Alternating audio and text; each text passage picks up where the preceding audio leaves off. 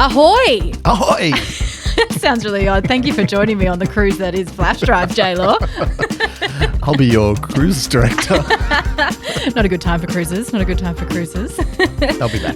Thank you so much for joining us again for another in-depth news chat to keep you informed about the biggest issues that have been happening during the week. I'm Georgie Tunney. And I'm James Law. And this is Flash Drive. J-Law, what a week. Mm-hmm. We are 1 week out from the federal budget, and listeners, do not turn off because we're pumped about it. Well, I actually am. Yeah. You know, it's known in journalism circles as Nerds Christmas. It really is. Hey, we're going to be having so much, I want to say comprehensive coverage on Flash next week ahead of, well, for the federal budget. But I really want to say it's more coverage that you need and is like simple to understand rather than comprehensive, because that sounds like, you know, there's so many, it's going to be such a long day and there'll be so many people trying to analyse everything. Basically, we're going to get all of that, summarise it and make it really easy for you to understand. Just the bits you need to know. Yeah. Yeah. Yeah. We'll make it nice and short and easy to understand. That's the plan. Yeah. So that's coming up next week. But for this episode, we're going to be chatting about the latest election results in South Australia. We will also be discussing the big scandal to hit sports journalism in Australia this week. But first, the big question. Does the Labor Party have a toxic culture? We've heard a lot about the inadequacies, the inaction in workplace safety within Parliament House over, the last 12 to 18 months, really. Mm-hmm. And now the sudden death of a Victorian Senator, Kimberley Kitching, has pulled it all into focus once again. Was Labor Senator Kimberley Kitching hounded to her death? There are claims the late Labor Senator Kimberley Kitching was bullied and ostracised by senior female colleagues. Her Labor supporters are determined to expose what they say is a culture of bullying and don't want her recent death to be used as an excuse for ducking discussion. So that was a bit of a summary of some of the news coverage that we have had since Ms. Kitching's death, focusing on these latest revelations coming out of the Labor Party, from the Labor Party itself, about a poor culture there. Jayla, what have you made of all of this? Look, it's a really, really, really bad look for Labor. So, you know, it began with this really shocking death of this, you know, she was only 52 years old, died of a suspected heart attack. And what we've learnt in the days subsequent is that, you know, she was sort of in the middle of this really tense pre-selection battle for very tense for by her the sounds spot of it. in the Senate. Yep.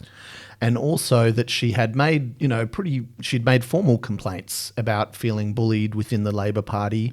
It seems to be at the crux of it that she was ostracised from the party. So, you know, Kitching was a sort of a politician who thought for herself. She didn't always toe the line in the Labor Party. And I think the Labor Party, more than some other parties, is a party where you need to toe the line. And it seems like because she didn't always agree with the leadership in the Senate, that she was ostracised. She was frozen out of asking questions at Senate. She was, you know, allegedly left out of meetings and not kept in the loop. And, you know, there's a question, is that bullying? She would say it is. And Labor has been really trying to dismiss this and trying to make out that it's an inappropriate time to discuss this matter. Which is really tough, right? Because it is such a difficult time for Ms. Kitching's family, and it does place the Labor Party in this difficult position. You're right with having so many senior figures within the party try to distance themselves from these allegations that are going on right now. Also, just flat out say that they don't believe these accusations to be correct too. And a lot of the allegations right now in terms of the toxic culture, alleged toxic culture within the Labor Party, is around the mean girls of the party, and that is the really party leaders in Penny Wong, Katie Gallagher and Christina Keneally, who have been at the forefront of that ostracisation. Is that a word? That's the word. Okay, we're going to go with it. The ostracisation of Miss Kitching. And the term itself, mean girls, is something that the opposition leader had a really big problem with this week. I find it astonishing that in 2022 I get a question using the term mean girls. I find that extraordinarily disrespectful to describe strong, articulate, principled women. It's a tough one, right, J-Law, because Albo can have a problem with it, sure. However, the claims itself and the term mean girls reportedly come from, Ms. Kitching herself to describe her treatment, right? So how do you think Labor has handled all of this? Look, they're in a real bind. To a certain extent, I can understand why Wong, Keneally and Gallagher don't want to get into the nitty-gritty of this. What have they got to gain? If they come out and sort of systematically dismantle all of her arguments, that's not going to look good for them. Ooh. So they've released a statement and then they're trying to close it out. But this won't be the end of it. I think this is going to continue to hang around them. The Liberal Party will continue to kind of use this as a line of attack. I think Scott Morrison had some things to say on this, which I think are very interesting to hear what line he was taking. Honestly, serious allegations have been made, not by the Liberal Party, but by members of the Labor Party, about a toxic culture within the Labor Party, which the leader of the Labor Party, Anthony Albanese, is in hiding and won't address. He can't just dismiss away hard issues. Now, that's not what Prime Ministers can do. I mean, it's a bold gambit for Scott Morrison to say you've gone missing. I know, right? But it is in terms of just that terminology, right? Because that is something that Anthony Albanese has accused Scott Morrison of doing multiple times. But he has said this, and I mean, to back ScoMo in a little bit here, in the last week of this unofficial election campaign, which we've seen run for, the best part of this entire year, basically, we cannot get enough of Scott Morrison and Anthony Albanese, everywhere. They are everywhere. They're in front of every single camera, it seems. But in the last 7 days, Albo has only had 2 press conferences. That's interesting. Yeah. Well, because I think what it ultimately does is this issue, the Liberal Party can use it to neutralise some of the complaints against it, right? Yes. Labor has been trying to say that, ScoMo's not there in a crisis. So now, ScoMo's coming back and saying, well, Albo's gone missing on this issue. So you can see how they'll be able to use it politically. And also Labor likes to make out that it's, less of a rabble than the coalition. But, this issue has shown that they're actually not so united on every issue. Yeah. So, but I'm interested to hear from you as a woman, the Mean Girls tag, which was, that was such a great line in that first story from Sharry Markson in The Australian. Yes. That's sort of the thing that really stuck. Albo was trying to go out there saying essentially, I think he was implying that this was a misogynist way to frame the issue. Yes. Do you think that using that term mean girls is fair play? It's interesting because it came from Ms. Kitching herself. I think it is fair game. If this was just a remark that potentially a male politician had thrown out there and been like the mean girls of Labor, then I would more so have an issue with it. So it all does come down to the context here. And it is, you're right, it's that fine line for Labor with how they handle it, because at its heart, this could just be a disagreement between work colleagues, right? But now because we had the sudden tragic death of the person making the allegations, and, we had her close friend, former opposition leader, Bill Shorten, come out over the past week and say that he's sure that lots of these stresses contributed to her death, which is just a huge statement and something that, you can't just toss to the side.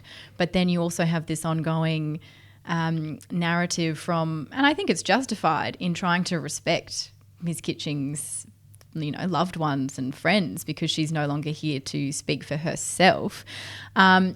I want to get your thoughts, J-Law, on whether or not you think that Labor can get away with not announcing an inquiry or a full investigation into this. But first, I just want to bring up a bit of an interview that the Deputy Labor leader, Richard Marles, had during the week with Channel 9, where we kind of get to see that tricky juggle for the Labor Party right now and how they are handling this. My focus at the moment is really on supporting Kimberley's family and honouring and dignifying Kimberley. Did you know she was unhappy? Did she raise allegations of bullying with you? Yeah, I'm just not going to walk down that path. When will these allegations be dealt with if it's not now? Can you give me a date? Well, right now, it is about honouring Kimberley Kitching. Legitimate? Well, what happens now? Can they last, with this line? It's very awkward to listen to, isn't it? Yeah. You could see he had his line but Ali Langdon wasn't going to let him, get away with it. And I think she did the right thing. The difference is that it's clear from having watched her funeral yesterday that it is her family and friends who want this story to remain alive. They're really pushing this, yes. They are. Like, we saw her husband come out and he had that great line where he said that there was a cantankerous cabal of people. So good. Yeah, it was the alliteration. Yeah, really good. Cantankerous cabal within and without the Labor Party, within and without of Parliament that was out to get her. Yeah. And so, the fact that her widow went out there and made such a political statement during her eulogy shows that her family and friends want this on the agenda and that they clearly think it is a mark of respect to her to continue this discussion. That said, I don't think that Labor will do an inquiry. I mean, we're a couple of months out from an election. It's too dangerous, right? Timing for them now, like it would be disastrous from a public relations point of view, more so than ignoring it, essentially, or ignoring the calls for it. Basically, right now, Anthony Albanese has said there's already processes and practices in place within the party for them to deal with these type of issues. And currently I can only see them sticking with that. I think so. And that's what they'll try to say. They'll just try to shut it down. But it'll be interesting to see how much the coalition thinks it's onto a good thing with this issue and whether they continue to push it. Would they want to get into that back and forth, though, do you think, given their very recent history, but, with their own claims against their toxic culture, which Labor has always been very loud about? But, I think that's that fine line, right, of politics being like, well, you've done this. And it's like, yes, but if you look back, you've also done that. So it's like, okay, well, everyone shush now. And then the poor voter's like, oh, damn the lot of you. Yes. Yeah. Really, yes. Thoughts with us. Right.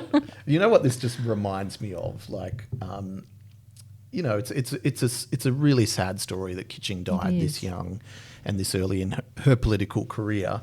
And for me, it just makes me think of like who would want to be a politician. Oh yeah, and have people like us tearing apart their every utterance. Poking holes in everything. It's a thankless job. Really, really is. And then this is another crisis, right? That they have is trying to encourage women to get into the parliament. So going back to your question about whether or not, I had taken issue with the Mean Girls line, I might not particularly due to context. However, if you hear it separately, I think it could have lasting effects. Totally. Anyway. J-Law, there has been some political developments over the weekend because we have a new South Australian Premier. And there has been a lot of discussion about, one, his looks, and two, how this result and Peter Malinauskas' landslide victory could then translate federally. So for what it's worth, the coalition's party line is that state-based results really don't have much bearing on federal matters. Here was Scott Morrison. This election was being fought on state issues. The federal election will be fought on federal issues. And what I know is that Anthony Albanese is not Peter Malinauskas. He's not any of the other premiers. He's not Anastasia Palaszczuk. He's none of these other premiers. He's none of these other premiers. He's no one. He's no one. He's not. I'm not going to lose. Okay, so I might be going a little bit overboard there, but I think that he did sound a little bit like defensive, saying this is absolutely in no way means anything or is a forecast for what could come with the federal election. But there is this assumption that such a big victory to Labor at a state level could mean that the coalition has lost a lot of support with that state, right? Yeah, well, I think it's significant that this is the first time a government's been kicked out since the pandemic. Mm-hmm. So it makes you wonder whether... Which is a big shift, right? It's a big shift. That's really big because previously incumbent governments, I think throughout when this pandemic started, you ask everyday Aussies to name the opposition state leader, no one would know because they just got so used to seeing the premiers and the chief ministers every single day at the daily press conferences. Exactly. It was good for their brands, kind of. But yeah, I think it's significant that that's happened. And it was a first-term government as well. And Australians don't tend to kick out governments that quickly. No, we like to give them some time. We give them a go. Yeah. And then also, it's kind of an uncertain time. So it's sort of... is now the right time to change governments. Anyway, the South Australian people made those calculations and they very, it was a thumping victory for the Labor. What do you think? Because some of the commentary is around, take a look at Stephen Marshall, take a look at Peter Malinauskas, who looks more like a vital, attractive politician. Yeah, yeah. How much is that a factor, do you think? I think it's probably more of a factor than people would like to admit because both, if you take a look at them as just singular leaders, so you've got Stephen Marshall up in the red corner up against, Peter Malinauskas in the other corner. And are they like boxing and one's not wearing a shirt in this metaphor in your mind, Georgie? It could be just a little bit. I don't know if you saw the images and the vision, J-Law, which has had a very, very big run across many platforms of Peter Malinauskas in his boardies in a pool. Which you saw those? Announcing. I did see them. Did you see those? I saw those. You saw them too? They were hard to escape. They were. And I think that it is one of those uncomfortable issues, right? Because it's that fine line of admitting that you're essentially objectifying one of the candidates and being like, okay with it, which I don't know. I just think that that's something that more people would not admit as much, but I think that it does have that amount of sway, right? Because there's no doubt that he was presenting well, but also that he was presenting this more optimistic look at the future. And the fact that he happens to be a good-looking, fit person, I think maybe then also just allows the voter to believe that that will happen. Like, oh, he's really campaigning on there being, a happier future for so many different factions of society. I believe he could actually do that. I trust that he could maybe do that. Yep. Do you think that's fair? Yeah. So you're saying that, first he looks fit, yeah, fit and handsome, yes. And then he's got a positive message. Mm-hmm. Marshall's a bit on the nose, bing, bam, boom, premier. Yeah. Yeah. It made it sound very, very simple there. Yeah. Yeah, but sometimes people vote with their guts more than, thinking about the intricacies of policy and that sort of stuff. Yeah. I think in terms of what it means for the federal election coming up, I think it's fair to say Albo is not as handsome as Malinauskas, and also he's not as fresh-faced, right? Yeah. Albo has been on the scene for decades, and so I don't think he'll get that same kind of shiny appeal. However, the really targeted approach of the state campaign in Labor, just really focusing on health and a few issues and just nailing that over and over and over again, that seemed to work, and it seems like that Albo's campaign will probably take a similar strategy. So that's probably something that they'll be looking at and trying to learn from. And if you're listening to this listeners and worrying that J-Law and I are objectifying Peter Malinauskas.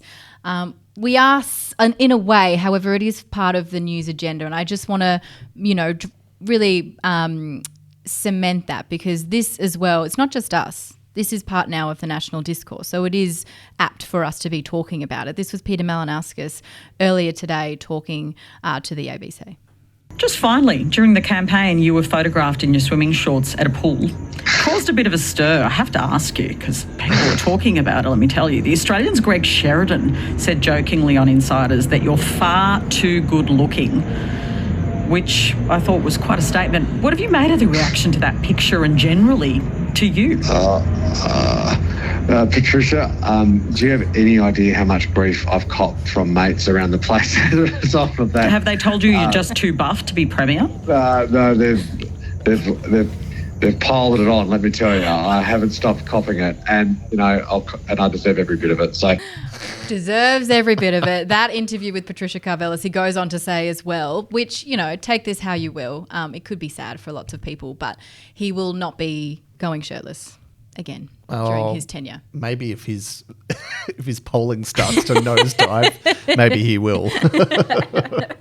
J-Law, speaking of toxic cultures, the odd bit of objectification, this week an out-of-line press conference from an AFL coach led to a rather extraordinary 24 hours in which an innocent female sports broadcaster was outed by a leaked WhatsApp audio message, and another journalist was then sacked for offensive comments.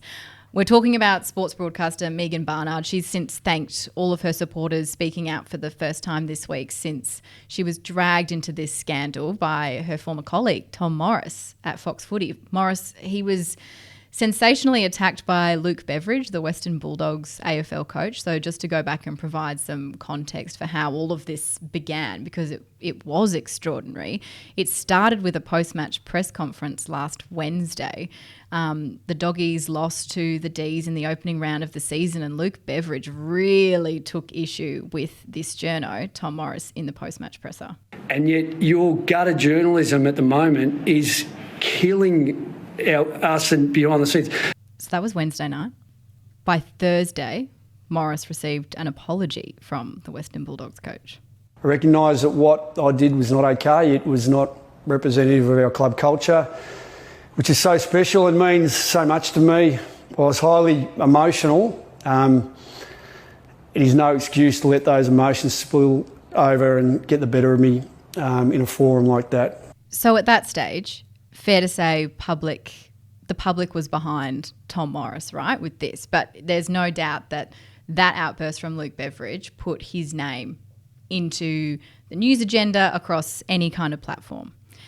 So the apology happened on Thursday. By Thursday evening, a series of offensive videos involving Morris had been leaked, and by Friday, Morris was sacked by Fox Sports. Extraordinary 24 hours. Yeah. He would have been riding high, because there was a huge defence of Morris in the beginning. People were calling him a great journalist and, standing up for him. And obviously that attack was pretty brutal and kind of not on. Yes. But then clearly someone had it out for him, and these pretty disgusting messages were leaked. And I just think, J-Law, it's 2022, and I know I'm still surprised every single time that, this kind of bullshit comes up. Mm-hmm. But then I kick myself being like, you shouldn't be surprised. So gross. And there was clearly an element of bragging about it. Like that, a lot of those messages have not been published, but I've heard them, and they're vile. But I have to say, although you're right, it's 2022, this is disgusting. But I have to say that Fox Sports, and we work for a company that's related to Fox Sports, yes, to disclose that. But I thought that the way that they dealt with it was pretty strong. Agreed. And they dealt with it really quickly and just said, this is not on, and he no longer has a job with the organisation. So, which I have to say, for the Fox Sports staff and female journos, especially who I know who work for them, is a huge sign of support that they acted so quickly. Yeah, so that was good to see.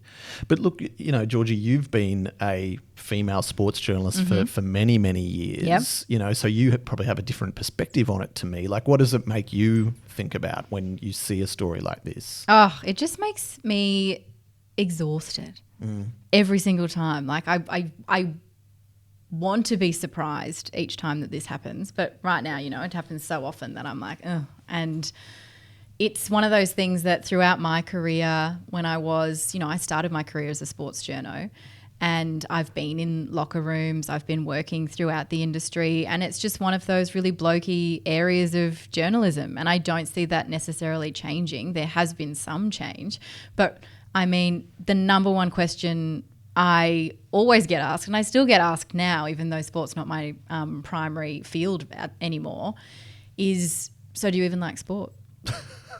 Every single time. And lots of the time people would be genuinely interested and wanting to know my answer, but they couldn't quite see how that in itself was sexist or misogynistic, because it's like, no, I just dedicate my entire life and all of my time, spare time, free time, anytime, to sport. But yeah, I don't actually not interested in it. And it was one of those things that wherever I always had to I remember going into some broadcasts and I would just be so worried that if I slipped up and, you know, called someone by the wrong number at any stage during any game, being it, you know, rugby, W League, A League, if it was with the NRL, the AFL in particular when I was down in Melbourne, because it's a religion there. So it's like any tiny little slip up is just proof of being like, oh, see, told you. She doesn't know. She doesn't care about sport. So it's this double standard again. Yeah. And I mean, obviously what happened with Megan Barnard goes to an extra level of just horribleness. And it's just really sad that that still exists, and not only exists in the realm of social media. I think that's one of the things. It's one thing for strangers to say those kind of things about you. It's another thing for colleagues and people that you work with every day. Yeah, that would have hurt. Do you think it has changed? Do you think we are getting better on this score? Yes, I definitely do. Because, I mean, you just have to turn on bulletins and any kind of live broadcast right now. And I have to say Fox Sports is very, very good at this. There's always female representation there. However, can we do better? Of course we can.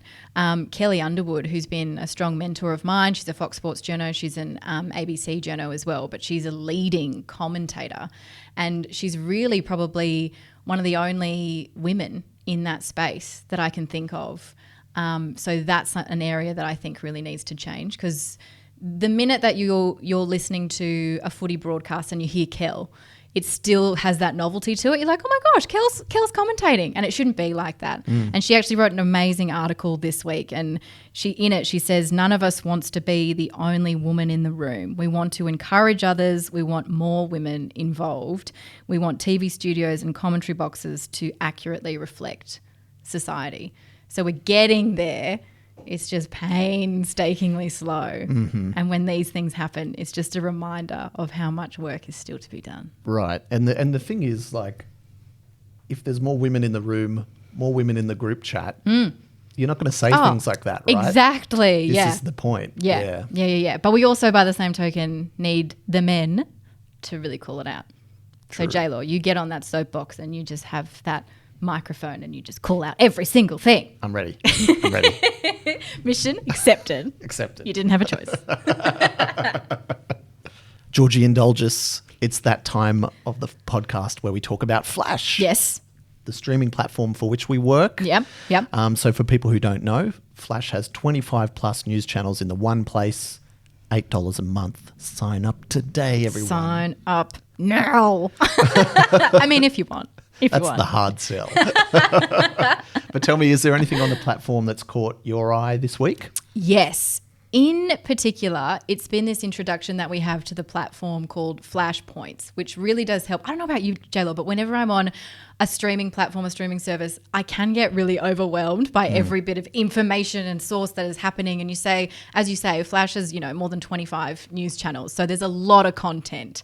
However, we now have these flashpoints where you can click on it and it just sort of helps curate it even further into different topics, different news stories that you really like.